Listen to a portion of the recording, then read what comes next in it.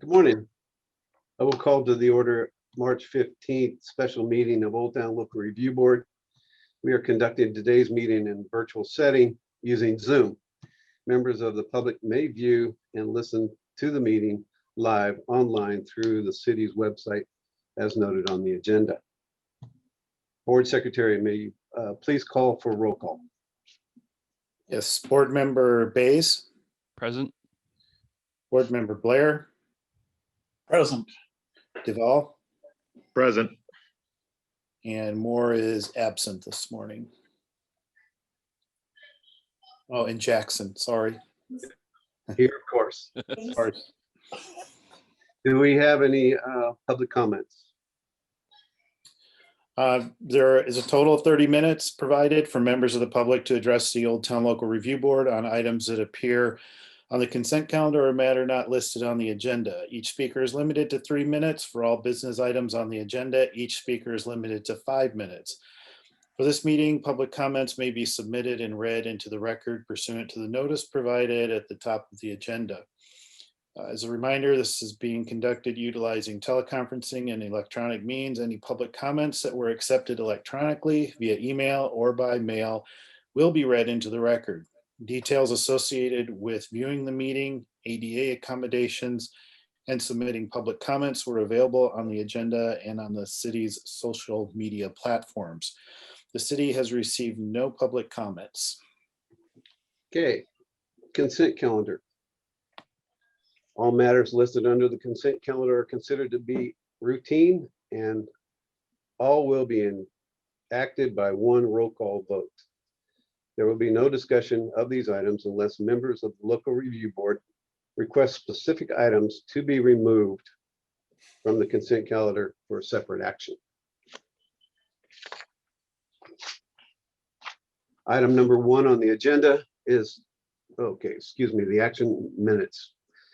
Number 1.1 on the agenda is to continue the January 11th, 2021 and February 8th, 2021 for the approval action minutes for July 20th. Okay, a little confused on that. Thought we already approved all those last time, didn't we?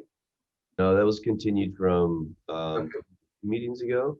Okay, So long, even if you were present, even if a board member wasn't present at the meeting, so long as they reviewed the minutes, okay, then they can go ahead and vote on. okay. this item. Do we have a motion and a second from the board members who were present on July 13th, 2020? Well, Mr. Chairman, it's not who was present. It's so long as everyone has reviewed it, Okay, then they can All right. vote. I so move. okay, second. I second. Okay, good. We have a motion from Mr. Blair, and we have a second from Mr. Bays. So can we have a roll call, please? Yes. So Board Member Bays, Aye. Board Member Blair, Aye. Duval, Aye. Jackson. Aye. And the motion carries 4-0 with Moore absent. Okay. Item 1.2 on the agenda is the approval of the action minutes from February 8th, 2021. Do we have a motion in a second? I so motion. I second. Okay, so we have a motion from Michael Blaze and Mr. Blair. Board Secretary will now call for roll call. Board Member Bays, Aye. Blair, Aye. Duval, Aye. and Jackson. Aye. And motion carries 4-0, again with Moore absent. Okay. Board business today is budget engagement session. Item number 2 on the agenda is the budget engagement section. Staff will be Jennifer Hennessy, Director of Finance. Can I please get a staff report? Good morning, gentlemen. Morning. Morning. I'll share my screen really quickly here. All righty. Let's see. Okay. Well, thank you for having me this morning. Today, we're going to go through a brief presentation to give you the highlights of the budget process and budget policies. And we'll take a quick look at where we stand financially. And then we have some discussion questions at the end that I believe were forwarded to you prior to the last meeting. So I'll go ahead and jump right into the presentation. So our budget process begins in January of each year. We do a thorough review of the current year's budget to identify any updates that might need to be reflected in the current year, as well as update our 5-year financial projections for the general fund, TCSD fund, and Measure S funds. In February, we bring forward to the City Council what we call our mid-year budget update, and that includes any changes to our revenue projections or any large increases or decreases to our operating budgets based on needs that might arise throughout the year, or for example, this year during COVID with the shutdowns being longer than we anticipated, we actually reduced budgets in the TCSD due to their closures. So we bring that update to council in February, and then we also kick off the next year's budget cycle for both the operating budget and the capital budget. And then this year, we've added a step where we are bringing these budget engagement sessions to all the boards and commissions. We have added this to our process based on some recommendations we received from council last year, as well as it's been added to our best practices that are provided by the Government Finance Officers Association. And then in the March to April timeframe, this is when staff works within their own department and with their director and puts forward their requests, their budget requests and their capital requests. And then we take all of those requests, review them with the city manager, and then his recommendations go into what we call the proposed budget and CIP. And that is what's presented to the City Council at their May budget workshop. This is a daytime meeting, usually from 8 to noon, and that's where we go into detail about what's included in the proposed budget and the capital improvement program. And then finally, the first week in June, our first meeting in June, council adopts the final budget, and that becomes our operating plan and capital improvement plan for the ensuing year. And then throughout the year, finance staff does ongoing analysis comparing actual expenditures and revenues to the budget so that we keep an eye on how we're doing in reference to our budget. And if we have to make any budget adjustments, we can do that administratively, or we have to bring those to council as well. So we utilize several sources of information to develop our budget priorities. Probably the first and foremost is to look at any projects or programs that started in the prior year that weren't quite completed. So we want to ensure that the funding is there to complete those projects. So we add that money back to the budget. And then we utilize other tools such as the Community Satisfaction Survey. That's a survey that's sent out to a representative portion of the community to gain feedback on if the city is meeting their priorities or not. And that we haven't done one for a few years, so we're actually in the process of putting one of those out very, very soon. City manager's office is heading that up. And then, as I mentioned, we have the boards and commissions feedback. And the feedback that we'll get from the discussion questions at the end of today's presentation, we will incorporate into our budget recommendations that will go forward to the city manager. And then we have a number of master plans, the quality of life master plan, parks and trails, community services. All of the information that are in these master plans are also incorporated into primarily our capital budget, but sometimes it impacts our operating budget as well. And then finally, there's a handful of city council policies that are utilized to build the budget recommendations, and we'll touch on a couple of those here shortly. The key deliverables throughout the budget process, the first being a preliminary budget. This is an internal document, and this is what summarizes all of the departmental requests. We're in the process right now of creating that. In fact, today's the due date to get all the departments to submit their requests to us today. And then this is developed throughout April, reviewed with the city manager. And then his recommendations are put together in the proposed budget that's presented to council in May. And then finally in June, the council adopts the proposed budget. We incorporate any changes that may come out of the budget workshop in May. And then those are incorporated in what we call the final adopted budget. So as I mentioned earlier, there's a couple of budget policies that the council revisited earlier this year and reaffirmed that these are still their priorities. So whenever there is an available general fund balance, so the general fund, as you know, is our primary operating fund. When revenues exceed expenditures, it creates a fund balance. And if that fund balance has not been set aside for reserves, it's considered available. So that is considered one-time money. So the priorities listed here are one-time expenditures of those funds. First priority, public safety, to purchase equipment or fund non-recurring programs. The second priority is to put money aside for asset management or asset replacement.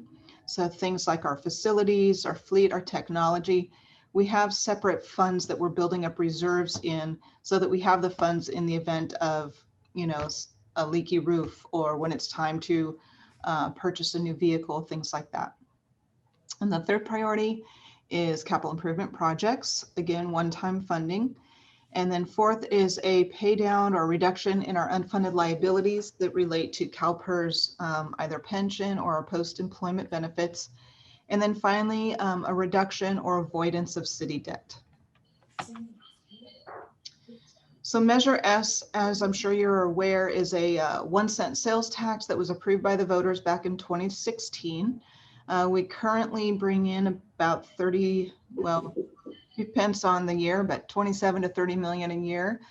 This year we're appropriating just under 37 million. And you can see that the priorities are listed here as the guidelines, which is public safety first, asset management, capital improvement projects, and then finally general services, which predominantly is funding for our community services district. And you can see from the pie chart about half currently is dedicated to capital projects, and about a quarter of it goes towards TCSD or general services, and 17% towards public safety. And as time goes on and public safety and community services costs escalate, less money will be available for capital projects as those, as public safety takes priority. Looking at our general fund, which again is the primary operating fund of the city, we have revenues projected to be just under 70 or just over $79.5 million for this fiscal year. In the chart, you can see that revenues, which are indicated by the black line, are exceeding expenditures, which are indicated by the blue bar, and that reflects a balanced, structurally balanced general fund, not only for this year, but for the next 5 years as well. On the expenditure side for general fund, we're budgeting just over 79.3 million. The vast majority does go to public safety, which is in line with council's priorities. We have 45% going towards police and 13% going towards fire. And then the rest is distributed, as you can see here. And then this slide illustrates that the general fund not only is structurally balanced, but we are able to fully fund our desired reserves for the next 5 years as well. So the council has a policy whereby we set aside 25% of our operating expenditures, which are indicated, split between these two reserves here. The reserve for economic uncertainty is funded at 15.8 million, and the secondary reserve funded just under 4 million. Those funds are utilized in the event of a natural disaster, a large drop in revenue, a global pandemic. However, luckily we didn't have to use it for the global pandemic. We thought we would, but fortunately revenues came in higher than we anticipated. So we are able to keep those reserves fully funded. And then we have, as I mentioned earlier, the available fund balance as shown here. So our capital improvement program for the city, it's a very robust capital program, over 84 projects. We segregate them out by the type of project.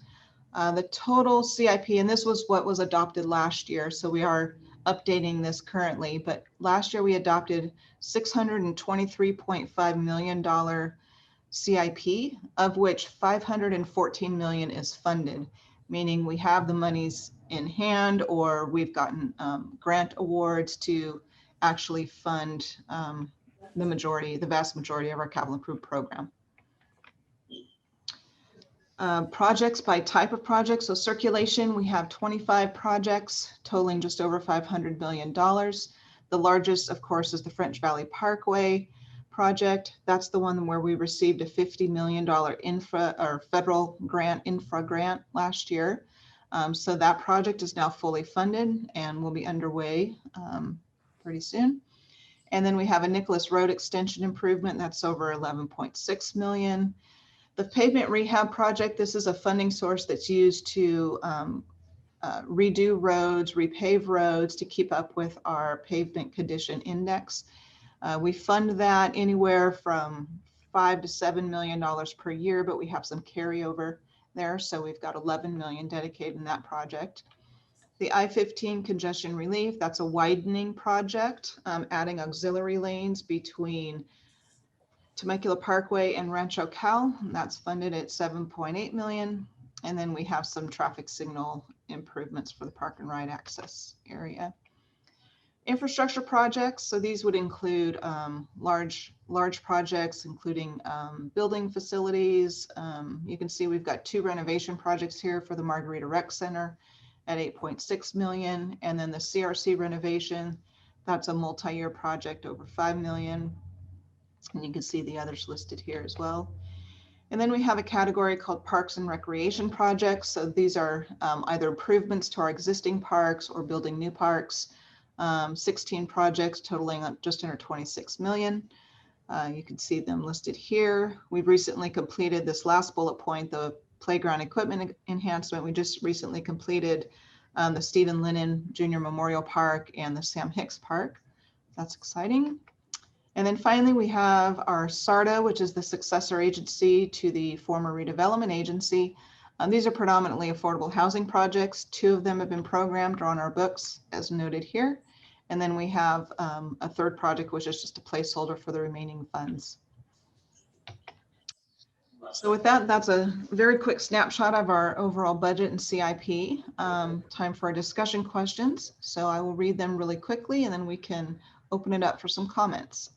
As a board member of the Old Town Local Review Board, do you feel the city's investment of financial resources is in line with the community's priorities? And then if yes, which programs or projects do you feel are the most beneficial to our community? And if not, how could the city better align its spending with community priorities? So first I'll ask, before I shut down the presentation, were there any questions on the presentation itself? Yes. How many of these projects are located within the Old Town area? None? Some? Definitely some. I would have to look and count them up. I noticed Pat Thomas was on the thing. He might have a better handle on that. All right. Yeah, and then I'm just going off the top of my head here because we're still preparing the budget for next year. But we do have a project called Old Town Sidewalks that is just kind of generally labeled that for the time being, and will be used to do sidewalks throughout Old Town on a priority basis. We have, and I believe the what we call the 5th Street sidewalk project is included within that Old Town sidewalk category, and that's to complete the sidewalk on 5th Street between Old Town Front Street and Murrieta Creek. So complete the north side sidewalk and then also repave that street. We are going to add a little bit of sidewalk on the south side of 5th Street as part of a citywide concrete repair project. And then we're also looking at completing the sidewalk on the north side of Fifth Street, east of Old Town Front Street, along the Palomar Hotel property. So that would complete the entire portion of the north side of Fifth Street. We're planning to construct the sidewalk on the north side of Third Street, but that would be done in coordination with the Truax Hotel project. That's just a few of the projects. We are, and I was going to bring this up later, but we are moving forward with the installation of the perimeter fencing at Sam Hicks Park. That's included in the CIP program. And as a future project, and we're actually looking at 2022-23 is to overlay Old Town Front Street. So do a pavement rehab project on Old Town Front Street and the other streets in Old Town. And that would be included in the citywide pavement rehab program CIP project. So that's a few of the projects in Old Town. There might be a few others that I didn't mention, but some of the things that are planned for Old Town. I was just wondering if it was part of this budget for this year, any of these projects that would be part of this budget. That's all. Okay, moving on. Ask my colleagues, do you guys have any questions that you want to ask? I don't have any questions. I think it looks good. I mean, I think it's well with the questions. It's well in alignment with community's priorities, especially around safety and security issues. Juan? Yeah, no questions, and I'll echo that. I do feel it's in alignment with community priorities, with fire and safety and circulation projects taking priority, because obviously traffic's a huge issue in Temecula. And Mr. Blair? I think I just agree with what the other gentleman has said. I mean, I think it looks good to me. Okay. The only question I had is at what point, and obviously this is not part of the Old Town Local Review Board, so at what point do we see the other priorities such as affordable housing to get more money for that? And maybe Luke could answer that question, or? Yeah, Jen, if you don't mind, I can generally answer it. Affordable housing has at least historically been funded by redevelopment dollars. Mm-hmm. And of course, we don't have a redevelopment agency anymore. So Yeah. the funding stream has ceased to collect new revenue. There was some old revenue that had been sitting around as fund balance and bond proceeds, and we've allocated most of that. Yes. To the Vine Creek and Las Haciendas project, the projects that we're hoping will be built soon. And we have some other revenue coming in that was associated with the old redevelopment agency, but it's limited, and it's only for the next 5 years or so. So we're not sure where the large portions of funding for affordable housing are going to come from. The state has some targeted programs, but those are kind of project by project, and they're competitive application grant based type of thing. So it's not like a guaranteed funding source. There would have to be a project, Right. a proponent of that project, i.e. a developer out there coming to the city and saying, we want to do whatever project. The city would have to sign on and kind of be a part of that. And then for some programs, we'd have to be kind of a partner on the application. Sometimes the developer can apply to the state directly. So that it's going to be kind of more, for lack of a better term, hodgepodge going forward in terms of where the money's going to come from, because we've lost that kind of every year, like clockwork revenue that was generated by the old redevelopment agency. Okay. Well, thank you. Jennifer, I have one question for you. Mhm. The 2020 tax report, sales tax, Mhm. you said 27 to 37 million. Is that citywide? Yes, that, I believe I said that for Measure S. So we receive sales tax in the general fund, and Measure S, we segregate into a separate fund. Mhm. We receive about 32, 34 million in sales tax and about 27 to 30 million in Measure S. Oh, so 27 to 32 in Measure S. That's pretty good. Is that what we did for 2020? Yes, Wow. Even with the COVID. even with the COVID, it actually surprised pretty much everybody up and down the state that sales tax did not take. We did lose about 7% compared to the prior year. Yes. However, it did come in a little bit higher than originally anticipated, just because we found that with everybody, most of the professional level people telecommuting, in disposable income actually went up, and people were investing in home improvements. We saw a spike in RV and motorcycle purchases, and with people vacationing differently, vacationing at home. So a lot of investment was still made in taxable goods. So Well, that's good. yeah. Okay. Did we receive any public comments? Stuart? Sorry, no, we have received no public comments for this item. Okay. Okay. Okay, since this was a received and filed item, there will be no roll call vote on this item. Do we have a report from Public Works today? Sir, I wanted to just bring to your attention that we are moving forward with that perimeter fence project at Sam Hicks Park, where we received bids for the fencing, and we'll be awarding that bid here shortly. So hopefully be able to move forward with that project soon. And then also continuing to make progress on the 5th Street, both west and east of Old Town Front Street.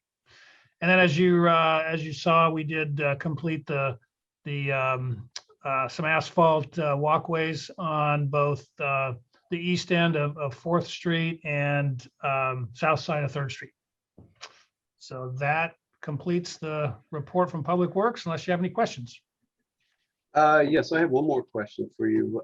In your budget, did anybody or did you guys put in there for future SoCal Edison power pole removal in Old Town? Has that been a discussion? Chairman, we do have a project in the CIP budget that's just generically called undergrounding citywide.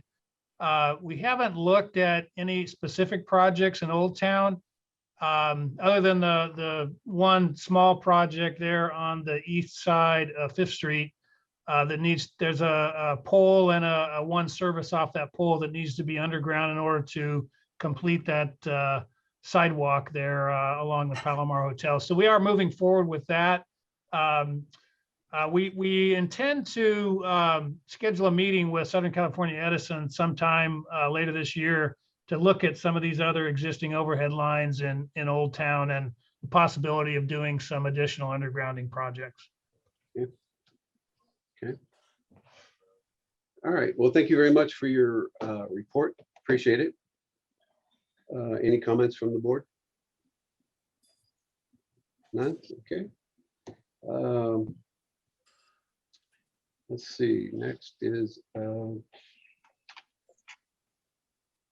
since we are in a virtual setting, I will ask my colleagues to individually for their comments and reports, if you have any reports at this time. So, Member Blair, any reports? Have there been any kind of code enforcement issues during this period of time? That'll be up next. Oh, that's all. I'm sorry. That's quite all right, sir. No problem. I guess beyond that, I don't have much to say. Okay. Juan, No comments, no reports. Michael? No comments, no reports. Okay. Let's see. Do I have something? Yes, it's in regards to, I noticed some landscaping and some new fencing that was put on the Palomar property north of their building. Do we have any reason to ask him to present what he's done to that piece of property? Yes, Mr. Chairman, that's actually unpermitted work that was done, the fence that he put up. And we have an open code enforcement case on that right now. Okay, You're absolutely right. Technically, that would have been something that would have needed to be at least reviewed by the city and potentially reviewed by the Old Town Local Review Board. So we're still working on that with the Okay. owner of the hotel and trying to come to the appropriate resolution and take him through the process. So you may be seeing that in the near future. yeah, I mean, it looks nice. I mean, he didn't do anything gaudy, but it was just the procedure that driving through Old Town every day, you see things popping up. Yeah, and it's not a bad looking fence, No. but there are some questions of whether it complies to the Old Town specific plan. Sure. So we're gonna need to take a look at that. And there's some issues with how close it was constructed to some city infrastructure, making that city infrastructure essentially, you know, the maintenance teams can't get into what they need to get into. So there's some issues we got to work out. Okay. Well, that's all I have. I had a question for the chair. If we've had a moment. Mhm. The chair had brought up. We had some discussions before about some issues that were happening around homeless, and there was some concern about some of the housing that was being provided and how many homeless people that kind of brought in. I also saw that there was a recent notice about a police presence in Old Town. So I was wondering, Ross, you had been driving some of the questions around that, and I was wondering if I could kind of hear what your perspective was on those concerns and that consideration and where you think it stands today. Well, unfortunately, I don't have much to report on that other than the fact that we did implement a new police group for Old Town, correct, Luke? And that was scheduled, I believe that was scheduled to start the 1st of March, or is that 1st of April? Well, it's a good segue because I was gonna give just a short report on that. Okay, Yes, it did start last week. It's a team of deputies. I believe Yes. there's 6 deputies assigned with 1 supervisor, and we're calling it kind of the Metro Beat. yes, And these officers are dedicated to Old Town. So before Old Town was just a portion of a deputy's beat. Now there will be deputies assigned specifically to Old Town, and they will work Old Town. And like I said, it's six dedicated officers and a sergeant. It started last week. I got a report actually this morning on some of the work that they had done in their first shift. A couple of arrests for warrant violations and some moving violation citations and some other things. So they are up and running now, and of course that's in response. I mean, a lot of it has to do with just the evolution of Old Town. As things change, this is something that was kind of inevitable, but also with COVID and you, board member Bears, you asked about code enforcement issues. Yeah, of course, there have been some code enforcement challenges through COVID. A lot of them not really associated with things that the city has purview over. The COVID restrictions and things like that, which are county and state established and enforced. But the city gets drawn into those things. It's just inevitable. And there was some behavior from some establishments. And I'm not going to say that wasn't completely. They were trying to survive, so I get that part. But some of it went too far, and it was time to take a look at it. And we needed some dedicated presence down here, and so that's what the city did. That's what the council decided to do. And they're already making an impact down here. I think it's going to be a really good thing. How far will they reach out? Will they stay arch to arch, or will they actually go all the way down to Garage Pizza and up a little bit on Jefferson? You know, I guess I'd have to ask the chief, but I know that they're arch to arch, and they're also the Pujol neighborhood, which is considered part of Old Town. Yes. So they're going to kind of, and you know, they can, I don't know if there's a hard boundary on it. They're going to kind of work everything that relates to Old Town. So south of Old Town, maybe a little north of Old Town. But I'll ask, I'll find out, you know, exactly what's going on there. But I think they can kind of move around and, you know, kind of around Old Town. Okay. Well, that's good. And I think they're going to be on foot. You know, they're not just going to be in their cruiser. Part of the idea is that they're going to get to know all of the property owners, all of the business owners, you know, in theory, know them by name and have their cell phone numbers so they can make quick contact with them and have a rapport so we can take care of things quickly. So you should see them, you know, from time to time out there on foot, you know, mingling with the public and taking care of things. Are they going to be, is the city planning to send out a flyer or do a handout to all the merchants? Is that, or is it going to strictly be an email blast, whoever? You know, I don't know what PD has proposed for that. I know what we did, the city, you know, we did a press release. We did our whole media blitz to get everything, you know, so everybody knows. But I don't know exactly how, you know, the deputies plan to get to all the property owners. But, you know, they'll probably do it the old-fashioned way. Go by and knock on the door and introduce themselves. And that's the perfect way of doing it, actually, you know, face to face. Yeah, I think that's kind of the theory and the point. Okay. Well, since we segued it right into your community development report, I guess we will move on to code enforcement. Do we have a report for code enforcement? You know, I don't see our code team on here. So, I mean, I can give just a general report. And it's similar. I mean, code's been doing a lot down in Old Town, but mostly in relation to COVID, mostly educational, as we've mentioned before. Right. You know, as things move into different tiers, we're moving into the red tier. You know, indoor dining is going to be, you know, allowed at a certain percentage, and things will kind of start looking more normal, I guess, from that perspective. One of the things I think we'll be bringing forward in the near future is a discussion about what are we going to do about the outdoor dining when COVID's gone. And we can't really get into that now because it's not on the agenda. I just wanted to let you know Yes.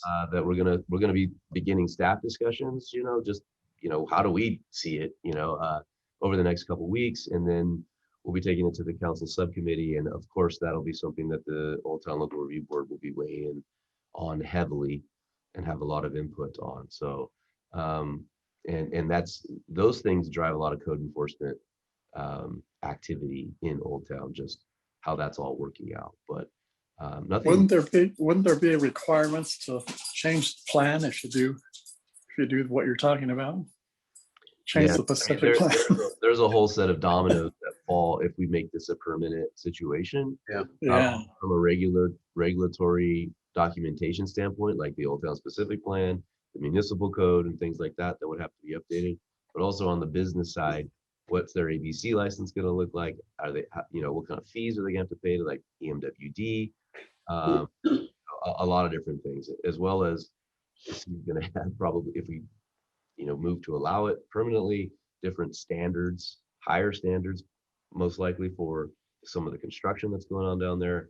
Make sure we're complying with all the building codes to a T, which we think we mostly are, but, you know, I have seen a couple of extension cords out there, which is, you know, I know Brian has a little heartburn about that. So there's a lot to it. It's not just, hey, just are we going to allow it or not? It's, wow, there's a whole thing that needs to take place, and that's the discussions they're going to start with. Well, I saw those extension cords out there and they all look waterproof to me. Yes, they do. Especially when you use duct tape and or electrical tape. That's waterproofing. This is temporary dining. Exactly. It's unfortunate that the road, Front Street isn't a 4-lane road. Then we could have allowed Yeah. that dining to be there and still have road access through there. Right. Well, in the future, maybe we could even think about doing a one-way. Well, the 4-lane road would definitely work. change the character of Old Town. Of course it would. It would be primarily a car moving street, Yeah, we didn't want that. sharing priority with, or even subjugating priority to the pedestrian. So, Yeah.